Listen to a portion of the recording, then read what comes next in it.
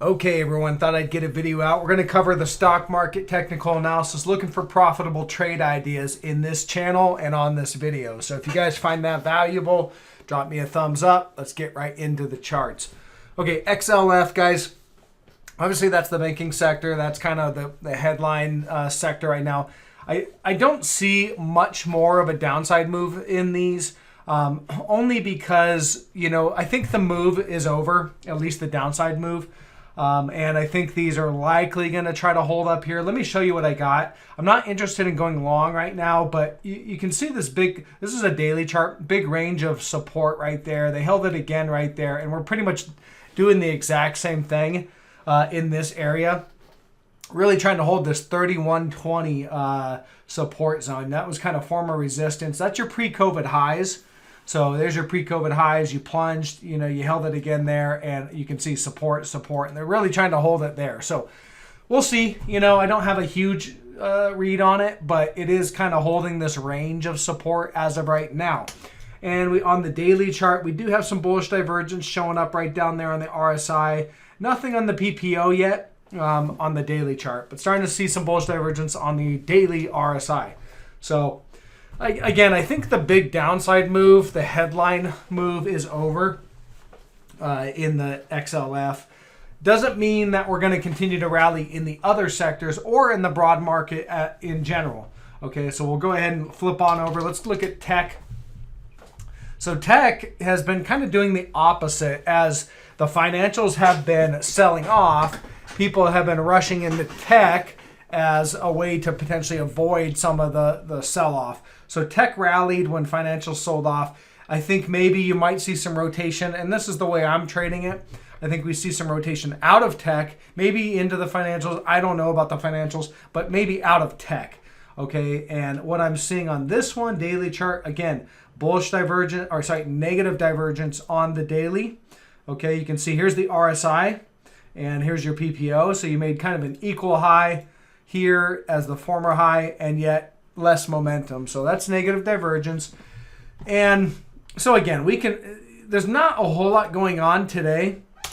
We're just kind of grinding around in this range here. They're just, you can see, when I go down to the hourly, you can see it's just this little battleground on the hourly chart right here. You can see we broke down, we rallied, we broke down, we rallied, come down, rallying, starting to tighten. And we need to see a move one way or the other.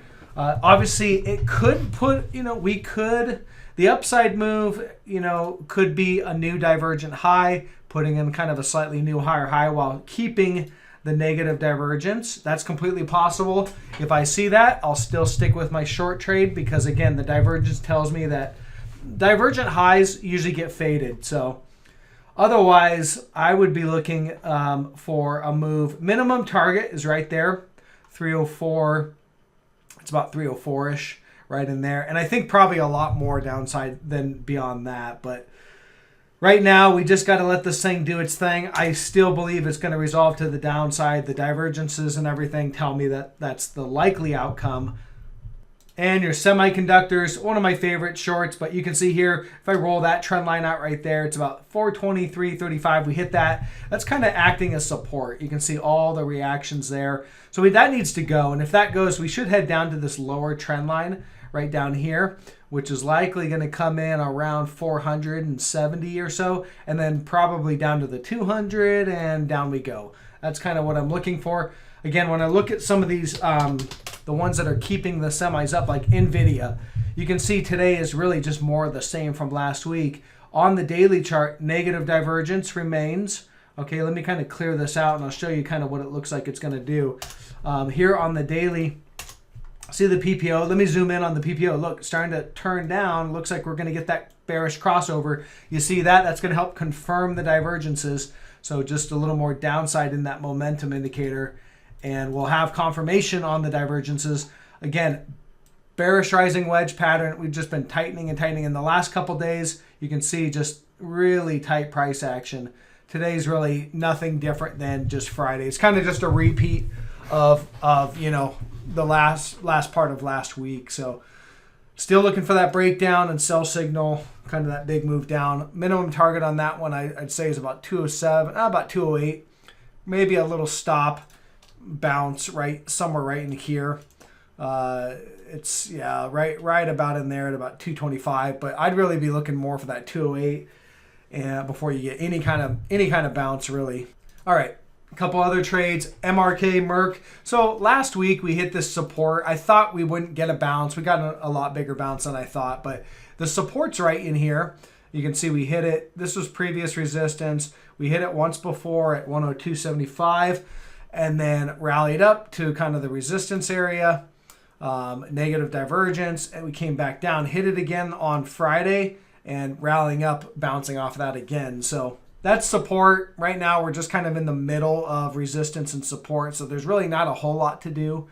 If you took your profit at support, that was the objective area. I figured since we already hit the support once, I figured we'd get a bounce, and Friday we got a little bounce there, but I wasn't thinking it was going to be as big of a bounce as this today. So, yeah, can't win them all. It's right now still a profitable trade. It's just we're in the middle of the zone. I just am waiting for this to head back down and ultimately break and head down to our next lower target. Right now, the lower target, we've got 98 and then down to about 95. Somewhere right in there would be the final target. CAT. So CAT basically, we re-shorted it, or I did at least, told the private member group that. And guys, if you're interested in getting additional trade ideas, additional market insights, there's the private member group. It's $5 a month. Link in the description below. Check it out if you're interested. That one right there, we hit resistance. This is where I re-shorted it. Came back down to the 200.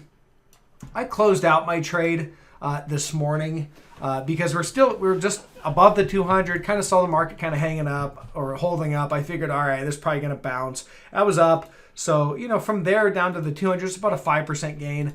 The next sell signal is either a move back into resistance, which is right about 225.75. Could re-short it there. Or a break of this 200-day moving average and the support zone about 211. Okay, so I don't want to short it. I want to short it either there in resistance or when it breaks support. Okay, and so that's why I covered my short this morning on that one.